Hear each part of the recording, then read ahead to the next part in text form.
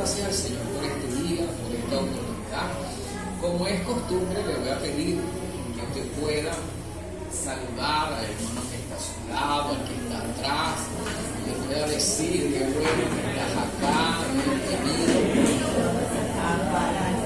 Gracias por estar en la casa del Señor, casa de bendición y casa de salvación.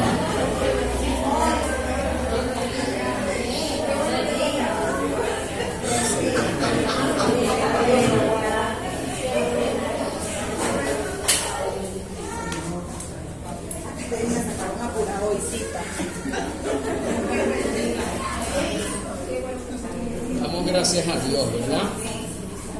Por esta oportunidad. Así como nosotros tenemos este tiempo acá, los niños lo están teniendo en su espacio. Cabe recalcar que durante el mes de junio, lo que son los niños van a estar trabajando con un material que tiene que ver con la parte de la prevención del abuso, cuidar el cuerpo y todo lo que conlleva. Quiero decirle que los maestros se están preparando semana a semana. Usted de repente no los ve aquí, pero están haciendo su mayor esfuerzo. De igual manera, ellos también van a empezar un proceso de capacitación, de manera que usted pueda pues entender que sus niños están en buenas manos y sobre todas las cosas están buscando ser formados. Aunque quizás eso no sea de su competencia, quiero indicarle que el material que ellos están usando es un material pago. Por 3 meses nosotros hicimos una suscripción de $49. Lo que quiero que usted tenga pendiente y presente que ellos allá están recibiendo un material que llaman premium. Sentido, ¿verdad? Que queremos que ellos sean cuidados, pero también ellos puedan pararse frente ante cualquier mentira que hoy puedan ver. Y ahorita podemos ver mentiras. Usted puede ver la evolución, y eso lo comentamos aquí el día jueves, la evolución de un noviazgo, 15, 16 años, se ven bonitos, 20 años casados. Ya después, cuando tienen 36 años más o menos, el esposo transiciona a mujer y ahora hay una relación entre comillas del mismo sexo. Fíjese usted cómo está la distorsión, y realmente como iglesia estamos empeñados, somos persistentes en que los niños conozcan al Señor y sobre todas las cosas sean guiados por Él. Bajo ese sentido me voy a tomar el espacio y un momento para indicarle que próximamente vamos a empezar a trabajar con lo que es escuela para padres. Queremos, ¿verdad?, ir de la mano. Incluso cuando ellos salgan de acá, ellos van a tener especie de una tarjetita que van a compartir con ustedes. Le pedimos que pueda prestarle usted la debida atención y así exista una retroalimentación y esa semilla siga quedando con el favor del Señor. ¿Oyeron? Entonces, mis hermanos, sin más a qué agregar, yo le voy a pedir en esta mañana que pueda ubicar en sus Biblias en el libro de los Salmos. Salmo capítulo 32, versículo 3 al 7. Cuando usted lo tenga, por favor me avisa para que juntos podamos leer en esta mañana. Salmo capítulo 32, versículo 3 al 7. Leemos la palabra con la bendición del Señor y dice de la siguiente manera: Hubo un tiempo en que yo rehusaba a reconocer lo pecador que era. Era débil y miserable, me lamentaba todo el día. Día y noche su mano pesaba sobre mí. Mi fuerza se evaporaba como agua en día de sol. Pero un día reconocí ante ti todos mis pecados y no traté de ocultarlos más. Dije para mí: se los voy a confesar al Señor, y tú me perdonaste. Toda mi culpa se esfumó. Por eso los fieles te invocan en momentos de angustia. Caudalosas aguas podrán desbordarse, pero a ellos no los alcanzarán. ¿Podemos repetir ese pasaje, por favor? Caudalosas aguas podrán desbordarse, pero a mí no me van a alcanzar. Sigue diciendo el pasaje: tú eres mi refugio, tú me protegerás del peligro y me rodearás con cánticos de liberación. Amén y amén. Vamos a orar para presentar este espacio delante de Dios. Amado Dios y Padre Celestial, le damos las gracias en esta mañana porque usted nos permite estar en este lugar, casa de bendición y casa de salvación, pidiéndole, amado Dios, que usted pueda bendecir a cada persona, pidiéndole, amado Dios, que usted pueda bendecir a cada familia que está representada. Y como dice el cántico, Señor, que ningún principado, que ninguna potestad pueda prevalecer en contra nuestra, porque su palabra dice, Dios, que las puertas del infierno no van a prevalecer en contra de la iglesia, y usted es la iglesia.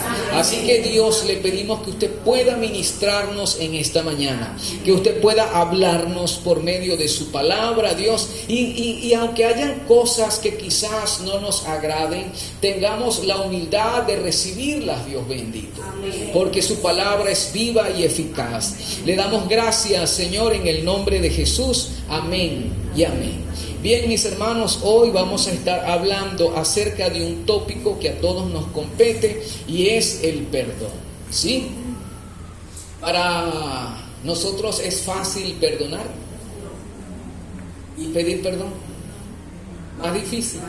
¿Cuál de las dos es más difícil? Bueno, no sabemos. Cada quien sabe qué. Pero en eso no vamos a andar porque es algo personal. Sin embargo, cuando vamos a la Biblia, al Salmo 32, fue escrito por David. ¿Por quién fue escrito el Salmo 32? Por David.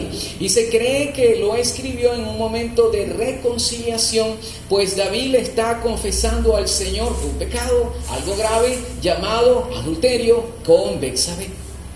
Para David, confesarlo trajo dos cosas: la bendición del perdón y la liberación de la culpa. ¿Qué hace la confesión en nosotros? Cuando usted y yo le confesamos a Dios algo, va a traer un beneficio, va a traer una bendición. ¿Cuál? El perdón. Usted y yo vamos a ser perdonados. Segundo, vamos a tener la capacidad de ser librados de toda culpa. David señala que mientras no confesó, su cuerpo y sus emociones estaban afectadas. ¿Sí? Cuando no confesamos algo, no solamente no nos deja dormir, es que empieza a afectarnos físicamente. Y hoy hay mucha enfermedad que está relacionada con la parte emocional, quizás porque no lo estamos hablando, quizás porque nos da pena, pero usted y yo sabemos que pena es, ¿o son? Pero a veces la pena, ¿verdad?, incide en nuestras vidas. Hay tres premisas en esta mañana. Reconocer nuestras faltas es fundamental para recibir el perdón. Reconocer nuestras faltas nos da la habilidad de perdonar a los demás. Reconocer nuestras equivocaciones dice que somos humildes y sencillos. En esta mañana estamos rodeados de personas humildes y sencillas, ¿verdad? Personas dispuestas a perdonar, ¿verdad? Personas dispuestas a pedir perdón. Ahora bien, suena muy bonito. Cuando alguien se niega a perdonar, da una evidencia. Esa persona está dominada por el orgullo. Cuando a una persona le cuesta perdonar, hay una evidencia. Está dominada por el orgullo. Es decir, que una persona orgullosa no pide perdón. Es contradictorio ser orgullosos y pretender que vamos a reflejar un fruto del Espíritu, por ejemplo, la paciencia. No hay coherencia entre querer llevar una vida en el Espíritu, pero ser dominado por nuestros impulsos o emociones. O yo pudiese preguntarle a usted, ¿su vida gira con base a qué? ¿A ser guiado por Dios o a ser guiado por nuestros impulsos o emociones? La base, para no ofender, tiene que ver con el respeto. Si usted y yo no queremos ofender, ¿en qué debemos transitar? En el respeto. Efesios capítulo 5 versículo 33 da una instrucción a la relación matrimonial. uno de los pilares de la relación matrimonial es el respeto. ¿Y qué implica el respeto? Debemos valorar al cónyuge, debemos apoyarlo e incluso estar dispuestos a escucharla o a escucharlo. En el caso de nosotros los hombres, nos cuesta escuchar. Digo yo, no sé. Ahora, cuando hay ausencia de respeto en la relación matrimonial, la disposición a perdonar se debilita, aumenta la tensión emocional y también se abren las puertas al rencor y que nuestro corazón empiece a endurecerse. Lo voy a volver a repetir. Cuando hay ausencia de respeto en la relación matrimonial, la disposición a perdonar se debilita, aumenta. La tensión emocional, se abre la puerta ¿a qué? Al rencor. Y este corazón, su corazón, corre el riesgo de ¿qué? Que se endurezca. El respeto es la base de toda relación. ¿Lo puedes repetir? El respeto es la base de toda relación. Cuando no hay respeto, se abre la puerta a la división. Cuando no hay respeto, se abre la puerta a la deslealtad, etcétera, etcétera. ¿Sabe algo? Posiblemente en una relación matrimonial se incurre en esto.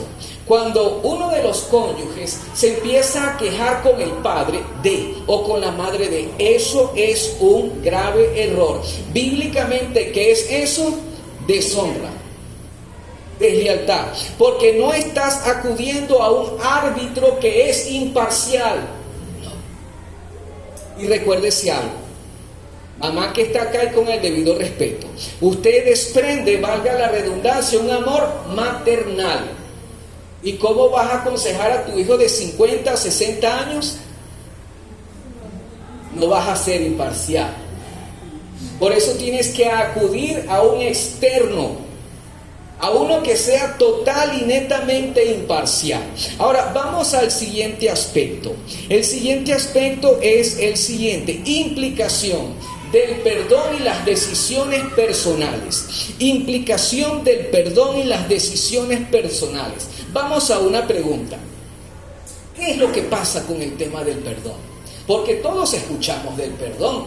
Todos sabemos que el perdón es una decisión, que no es un sentimiento, porque nadie que está acá siente perdonar a otro. Es una decisión.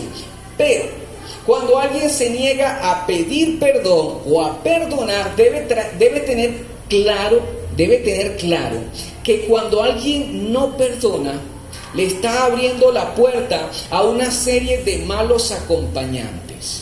Es decir, que las decisiones que tomamos tienen un impacto significativo en nuestras vidas. Lo decíamos la semana pasada.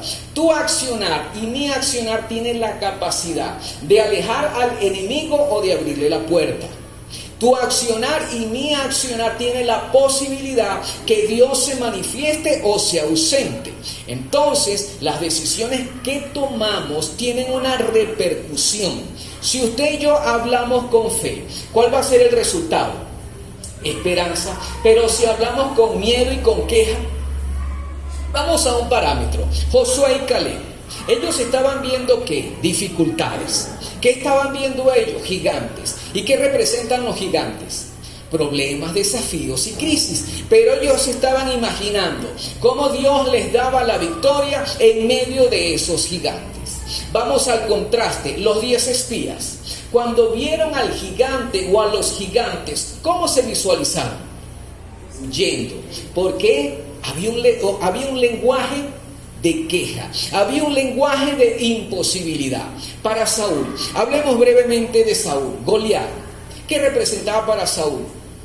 Un dolor de cabeza, falta de sueño, frustración, ira. Pero el mismo gigante lo estaba observando David. ¿Y qué representaba? Fe, avance, conquista, perseverancia. Entonces, de manera similar, tu condición espiritual, matrimonial y física está conectado a decisiones que vienes tomando. ¿Sí se entendió? Nuestra condición espiritual, emocional, física o matrimonial radica en ¿dónde? En decisiones que hemos venido tomando. Si usted y yo deseamos tener un matrimonio saludable, Si usted y yo queremos disfrutar de una sexualidad plena dentro del matrimonio, eso implica que hay que tomar decisiones. ¿Cuál decisión? Cuidar, invertir, etcétera, etcétera. Lo que yo le quiero decir a usted en esta mañana, que toda decisión va a traer consigo acompañantes. Toda decisión que tú tomes, sea irrelevante o sea quizás muy importante, va a traer consigo una serie de acompañantes. Y vamos al siguiente ejemplo. No perdono. No quiero pedir perdón. Entonces, una persona que no quiere pedir perdón, esa elección va a traer una serie de acompañantes. Cuando alguien dice, no quiero perdonar porque estoy ofendido, esa persona le está abriendo la puerta a acompañantes negativos y los nombramos: orgullo, amargura, ira, resentimiento y celos. Cuando tú y yo no perdonamos, no queremos pedir perdón, vamos entonces a invitar, o ellos van a venir, producto de nuestras decisiones. ¿Quién va a venir a nuestra vida? El orgullo, la amargura, la ira, resentimientos y celos. La persona que se resiste a perdonar queda bajo la influencia de esas emociones destructivas. Y de repente, ¿puedes decir eso? Y de repente, esos visitantes empiezan a gobernar ¿desde dónde? Desde dentro de nuestro corazón, y resulta que son como unos aliens. Bueno, a mí me gusta ver ese tipo de películas, de repente por eso. Entonces empieza a emerger algo dentro de nosotros, pero eso que son unos tentáculos negativos. Poco a poco, esas emociones empiezan a afectar ¿qué? Nuestros pensamientos, nuestra forma de hablar, nuestra relación con Dios. Quiero decirle que esos amigos no solamente generan un daño en nuestras emociones, sino que entristecen al Espíritu Santo de Dios y nuestra vida espiritual empieza a debilitarse. Una decisión. Una decisión. Además, quien se niega a perdonar sin saberlo se convierte en un esclavo, en un prisionero del tiempo. ¿Sí me entienden? Vivimos recordando algo que nos hicieron hace 15 o 20 años. Hermano, estamos atados. Para que no perdona, por supuesto.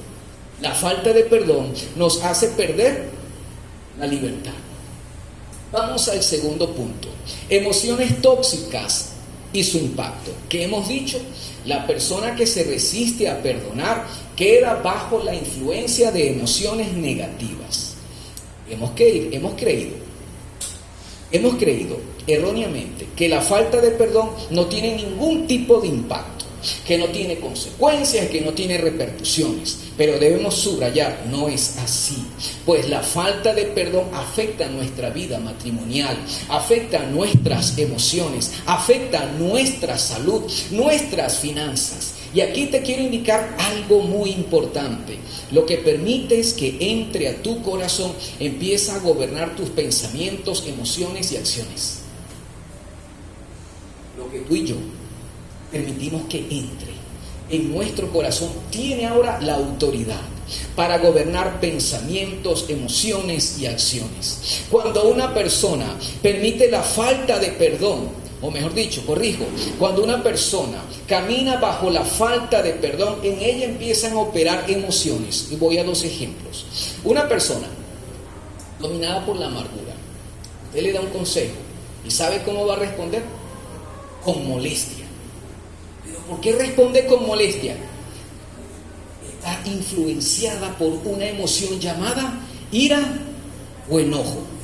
Así que cuando a nosotros nos dan un consejo y de una vez explotamos o nos malhumoramos, quiere decir que estamos bajo la influencia de una emoción negativa llamada la ira. Pero también se puede dar el caso que una persona empieza a dudar del cónyuge. ¿Pero por qué? Está siendo gobernada por una influencia llamada celos. Fíjese cómo una decisión distorsiona nuestro estado emocional. Cómo empezamos a dudar de repente del cónyuge. Lo que le quiero decir en esta mañana, que la falta de perdón abre puertas a acompañantes que roban la paz, la tranquilidad, la seguridad. La falta de perdón abre las puertas a acompañantes que roban la paz, la tranquilidad y la seguridad. Esas emociones terminan gobernando nuestras acciones. Definitivamente operamos desde la condición de nuestro corazón. Tú hoy debes evaluar cómo está el estado de tu corazón. ¿Será que necesita una curita espiritual? ¿Será que necesitas una intervención? La Biblia dice lo siguiente: de la abundancia del corazón habla. Debemos reflexionar. ¿De dónde viene el adulterio, el robo, la queja, el chisme, etcétera? Todas esas conductas nacen ¿dónde? En otras palabras, estamos operando ¿desde dónde? Desde la condición de nuestro corazón. Y te vuelvo a preguntar de manera respetuosa hoy, ¿cómo está el estado de tu corazón? Porque cuando somos gobernados por un corazón herido, representamos una bomba de tiempo que en cualquier momento, ¡boom!, va a explotar. Y de repente sale de nosotros una palabra ofensiva que hiere o irrespeta. ¿Por qué? Estamos siendo gobernados por un corazón que está herido, que está dolido. Vamos al siguiente punto: ejemplos bíblicos de la influencia de las emociones negativas. Preste atención, vamos a hablar de 3 personas. ¿Alguien conoce a Caín? Hagamos la siguiente pregunta. Vamos a preguntarle a Caín: Caín, ¿cómo se levantó en ti un odio tan grande hacia tu hermano Abel, que era totalmente pacífico? Porque Abel era una persona tranquila, según lo que leemos en la Biblia. Pero hay algo: Caín dejó entrar a 2 emociones, llamadas celos y envidia. Debemos tener cuidado con los celos y la envidia. Génesis 4 nos dice que Dios confronta a Caín y le dice: si haces lo correcto, siempre te voy a aceptar con agrado. Pero si haces lo malo, el pecado está listo para atacarte como un león. No te dejes dominar por él. Lamentablemente, Caín termina abrazando el pecado y la desobediencia. Cuando Caín ve a su hermano, empieza a maquinar muerte. Y resulta que esas emociones llamadas celos y envidia lo impulsaron a una traición. Y en medio de un descuido de Abel, Caín termina asesinándolo. Una persona dominada por los celos y la envidia está propensa a tomar una serie de malas decisiones. Una persona dominada por los celos, por la envidia, es propensa a tomar malas decisiones. ¿Avanzamos? Amén. ¿Usted está entendiendo hasta acá? Amén. Hablamos de Saúl. Saúl también le abrió las puertas ¿a qué? A los celos y a la envidia. Lógicamente, la Biblia dice lo siguiente. Había un cántico que decía: Saúl mató a miles, pero David mató a 10,000. Si usted fuese Saúl, ¿qué hubiese hecho usted? Vamos a dejar la pregunta en el aire. Si usted fuese el rey o la reina en el caso, ¿verdad? Y ve que están cantando a favor de otra persona 10 veces más, ¿cómo estará su corazón? ¿Cómo estaría su corazón? Saúl se sintió amenazado por el éxito de David. Nosotros podemos sentirnos amenazados cuando alguien progresa, cuando a alguien se le abren las puertas, cuando le aprobaron la visa. ¿Verdad que sí? ¿Y por qué no tengo que quedarnos aquí? ¿Por qué no estamos en el norte? Estoy suponiendo. Entonces, mi hermano, Saúl llega y le estaba haciendo daño el éxito de David. Basado en eso, él inicia una campaña en contra de David. El punto es que Saúl era un rey que Dios lo eligió. Saúl fue la persona, la respuesta al clamor de un pueblo, pero Saúl no enfrentó sus complejos e inseguridades. Vamos a extraerlo para nosotros. Cuando no afrontamos esas inseguridades, va a terminar entonces posteriormente dominándonos. Entonces vamos a recapitular. Cuando usted y yo no enfrentamos los complejos e inseguridades, nos va a terminar dominando. Nos va a hacer daño. Le vamos a hacer daño a los demás y eso nos va a desviar del propósito de Dios. Y aquí hay una premisa y quiero que por favor la tengas presente. Cuidado, ¿sí? Cuidado si estás operando desde la ira, desde los celos o desde la envidia, porque estás propenso a tomar malas decisiones. Usted toma buenas decisiones cuando está caliente. Hay una premisa que estamos implementando acá, los varones.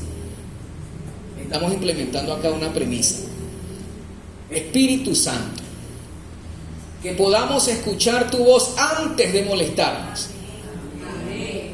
¿Pero usted cree que eso es nada más para nosotros?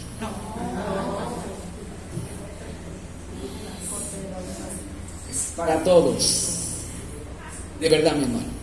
Necesitamos pedirle al Espíritu Santo, Señor, por favor, que escuchemos tu voz en medio de algo que no nos parece, porque queremos dejar atrás esa vida de fosforito. Yo soy un fosforito. Yo no sé usted. Trato, pero a veces me cuesta. Entonces, mi hermano, ¿qué estamos viendo?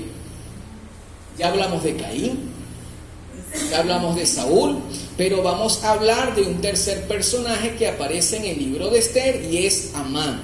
Amán era el segundo al mando, un hombre de poder, pero cuando veía a Mardoqueo se amargaba. Usted no ve personas que... Eso no le pasa a usted, ¿verdad? Que ve a alguien y... ¡ay, Señor! Bueno, mi hermano, no somos los únicos. Amán tenía ese síndrome. Cuando veía a Mardoqueo se amargaba, porque Mardoqueo simplemente no se inclinaba a sus pies. Amán representa a aquellas personas que están buscando reconocimiento. Y en la Biblia encontramos a Jesús diciendo, no, yo busco personas que tengan una actitud y un corazón de siervo. No me interesan las personas que están buscando protagonismo. Ese es el estándar de la Biblia. Y Amán estaba luchando con eso. El sufrimiento y la angustia de Amán estaban basados ¿en qué? En una incomodidad. ¿Y de dónde partía la incomodidad? Le dio la entrada a los celos y a la envidia. Y aquí está una pregunta. ¿Será que cuando nosotros estamos siendo dominados por los celos y la envidia, eso le agrada al Señor? Caín, Saúl, Amán tenían algo en común, fueron dominados por los celos y la envidia, que representan enemigos del corazón. ¿Sabe lo que significan los celos y la envidia? Dios me debe. Y esas emociones nos llevan a enfocarnos en lo que la persona tiene, pero yo no. Y suponemos que el problema es con aquella persona y nos molestamos y oramos y le decimos a Dios, Dios, pero ¿por qué no me diste esto? Dios, ¿por qué no me abriste la puerta? Dios, ¿por qué no me diste el cupo en tal universidad? Y resulta que nuestra incomodidad parte ¿de dónde? Que ella tiene lo que yo no tengo.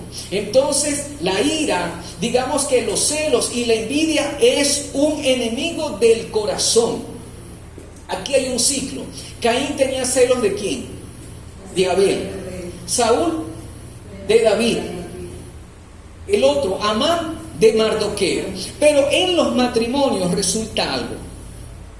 En los matrimonios, los celos que crean rivalidad y competencia. ¿No le ha pasado? Los celos en el matrimonio generan rivalidad y competencia, pero Dios nos llamó a ser uno. Y en la Biblia encontramos que lo que Dios unió no lo va a separar el hombre. Y aunque vengan muchas aguas, esas aguas no van a apagar el amor. Así que usted tiene que expulsar de su relación matrimonial ¿qué? Los celos y la envidia. Matrimonio que está acá. Debemos dejar de operar ¿desde dónde? Desde los celos y la envidia, para cerrarle la puerta ¿a quién? A la división. ¿Y quién promueve la división? Usted sabe quién. Porque en la Biblia dice que el enemigo viene para matar, para hurtar y para destruir. Entonces hay un llamado. Debemos dejar de operar ¿desde dónde? Desde emociones que incitan al odio, a la venganza y al rencor. Debemos comenzar a reconocer si nuestras palabras están siendo gobernadas por emociones tóxicas. En esta mañana usted y yo debemos identificar qué emoción está intoxicando mi vida. El perdón no significa minimizar la ofensa. El perdón no significa que usted va a olvidar. Observemos la vida de José. A José lo intentaron asesinar, ¿verdad? Luego lo venden como esclavo y pasó cerca de 13 años. Conflicto tras conflicto, enfrentando procesos difíciles. Sin embargo, José comprende algo. Todo lo que mis hermanos me hicieron, me prepararon para desarrollar dominio propio, para administrar, para usar dones de liderazgo y también de discernimiento. Quiero que por favor me escuchen. Toda la maldad que le hicieron los hermanos a José, ¿para qué sirvió? Para que él comprendiera que esas ofensas estaban formando su carácter y que en medio de cada proceso la Biblia dice que Dios estaba con él. Y aquí entra el principal fundamento. Los que aman al Señor, todas las cosas le ayudan para bien. Amén. Los que aman a Dios, todas las cosas le ayudan a bien. ¿Cuál es el punto? Es que en medio de la prueba, en medio de la enfermedad, en medio de la escasez, en medio de la traición, usted debe aprender a amar a Dios y amar al prójimo. La prueba, ¿para qué está diseñada? Para amar a Dios. ¿Por qué Caín? ¿Por qué Amán? ¿Por qué Saúl no avanzaron? Porque no amaron a Dios. Y si no amaron a Dios, no podían amar al prójimo. Dios quiere ampliar nuestra manera de pensar y que entendamos que si nosotros no nos aferramos a la ofensa, esas circunstancias Dios la va a usar para nuestro bien. Si usted decide actuar a la manera de Dios, usted va a ver victoria. Pero actuar a la manera de Dios significa: no me voy a dejar gobernar por las emociones. Y esta es una lucha diaria. Vamos al último punto, un ejemplo del perdón. La Biblia dice que Saúl intentó asesinar a David al menos y lo persiguió en reiteradas oportunidades. Ahora, David, antes de ascender al trono, pasó mucho tiempo como fugitivo. ¿Usted se imagina estar alguien de cueva en cueva, huyendo y huyendo? Y del corazón de Saúl solo brotaba lo negativo. Pero a pesar de la maldad de Saúl, David no correspondió con deshonra. David correspondió con perdón, con honra y con respeto. Y eso usted lo puede constatar en la Biblia. Primera de Samuel capítulo 24, Primera de Samuel capítulo 26, para consumo, para su estudio. Pero Primera de Samuel 26 indica lo siguiente: que Saúl y todo su ejército se había quedado dormido en el valle. Abisai lo ve, un acompañante de David. Y Abisai le dice a David lo siguiente: Dios te está dando la oportunidad de acabar con tu enemigo. David, déjame que lo asesine. Un solo golpe y listo. Un golpe bastará. La respuesta de David: no lo mates, ya le va a llegar su hora. ¿Y sabe cómo cierra ese versículo? Dios mismo había permitido que Saúl y su ejército se quedase dormido. Dios estaba probando el corazón de David. Vamos a ver cómo se va a mover. Vamos a ver cómo va a reaccionar. Dios permite que usted y yo tengamos contacto con personas difíciles. Un jefe amargado, un compañero que es criticón, un familiar que tiene un temperamento difícil. También puede permitir situaciones incómodas con nuestro cónyuge o con nuestros hijos. El punto es, ¿para qué Dios permite esas situaciones difíciles? Para revelar qué va a salir de nuestro corazón. Si estamos operando desde nuestros impulsos que nos incitan a la venganza, o vamos a seguir el consejo de Dios. David no actuó en función de lo que le hicieron. Él no estaba operando desde la amargura. Él tenía claro algo: a mi manera no funciona, es a la manera de Dios. Si tú te estás moviendo hoy por emociones que son negativas y destructivas, déjame profetizarte de una vez que de esa manera no es. David trabajó en función de lo que Dios le estaba diciendo. David es el prototipo de ser alguien que no se deja gobernar por la amargura. Y por no dejarse gobernar por la amargura, Dios le abrió un camino y lo bendijo. Y te quiero decir en esta mañana que tu vida sea gobernada por la palabra de Dios y no por ninguna emoción que te incite al odio y al rencor. Amén. Para ir culminando, en este mismo sentido, en este mismo orden de ideas, ¿qué dijo Jesús en la cruz? Padre, perdónalos porque no saben lo que hacen. Y cuando usted va al libro de Hechos, capítulos 6 y 7, vamos a observar a Esteban, quien a pesar de calumnias y ataques por predicar, no pidió juicio y tampoco pidió venganza. Esteban vio los cielos abiertos. Y déjeme decirle que mientras Esteban era golpeado, apedreado y la ropa se le estaban quitando, él de rodillas clamó: Señor, no me tomes en cuenta ese pecado. ¿Sabe lo que significa en el original? Dios, no condenes a estas personas que me están haciendo daño. Señor, yo los perdono. Señor, ten misericordia de ellos. Si usted quiere saber una persona que es llena rotundamente del Espíritu Santo, entonces ve cómo ella se mueve en los momentos de crisis y depresión. Una persona verdaderamente llena del Espíritu Santo va a pasar por alto la ofensa. Cuando usted y yo perdonamos, vamos a caminar con cielos abiertos y vamos a ser libres de cargas que oprimen y afligen. ¿Sabe lo que hace el perdón? Deja de alimentar el dolor, deja de alimentar la amargura. ¿Qué hace el perdón? Deja de alimentar, para con tu dolor, para con tu sufrimiento. El perdón es una decisión diaria. Dios quiere obrar en tu vida a raíz del perdón. Diariamente usted debe tomar una decisión. Su decisión tiene el potencial de abrir o cerrar los cielos. Su decisión genera un impacto en lo espiritual. A manera de conclusión, ¿cómo se alimenta la falta de perdón? ¿Cómo se alimenta la amargura? Corrijo. ¿Cómo se alimenta el dolor? Cuando no perdonamos. Pero hay una segunda. Cuando conversamos con amistades que nos incitan al odio y a la venganza, y esas amistades te dicen: pero véngate, pero hazle tú lo mismo.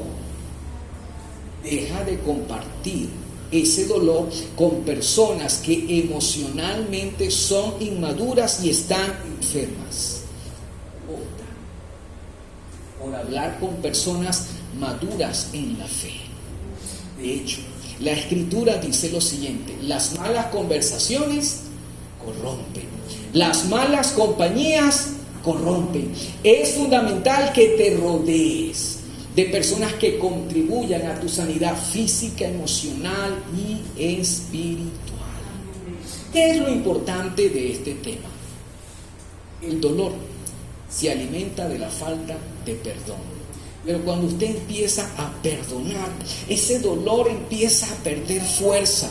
Usted hoy quizás necesita perdonar a su papá, a su mamá, a su cónyuge, a algún vecino. Cuando usted perdone, porque perdonar no es olvidar, porque eso que te hicieron va a venir a tu mente, pero cuando venga ese recuerdo de la ofensa, no tendrá el mismo poder. ¿Sabes por qué? Previamente has perdonado. Por tanto, es necesario dejar de alimentar ese dolor, dejar de alimentar ese rencor, dejar de alimentar eso que te quita la paz, eso que acelera la ansiedad. Deja de alimentar eso que te conduce a una prisión llamada depresión.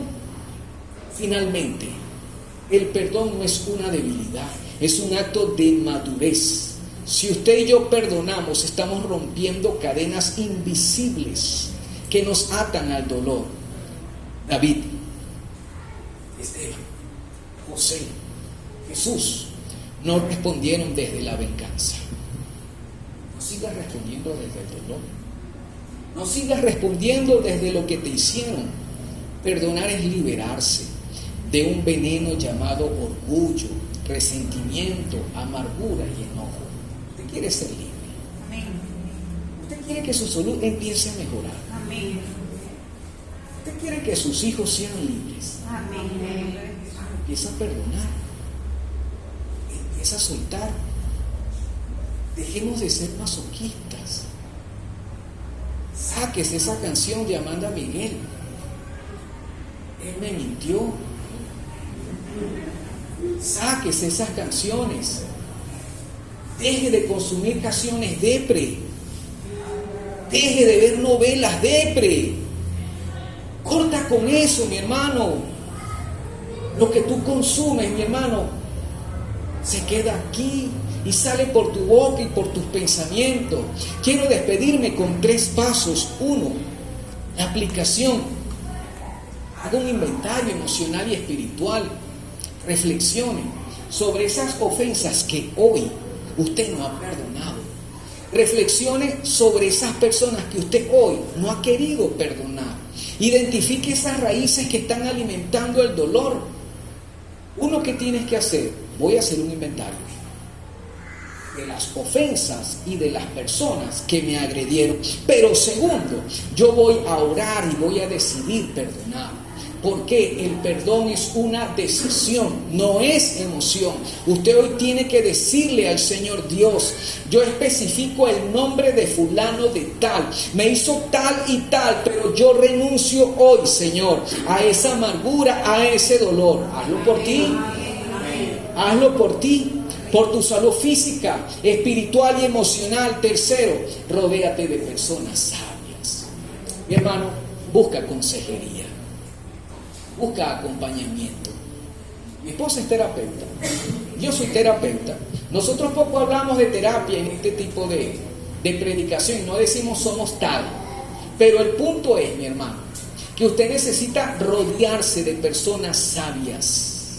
Usted debe buscar acompañamiento. Propicie un entorno hacia su sanidad emocional y espiritual. Y yo le pido ahora que se ponga de pie, mi hermano. Hermano, hermana, amigo y amiga, usted pueda colocarse de pie. Y realmente de perdón se habla mucho, pero hoy hemos comprendido que la decisión del perdón deja de alimentar el dolor. En esta mañana, haz un acto con la presencia de Dios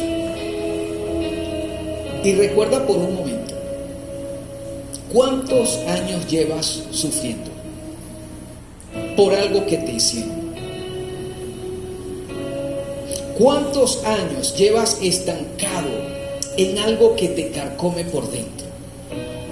Hoy Dios te da la posibilidad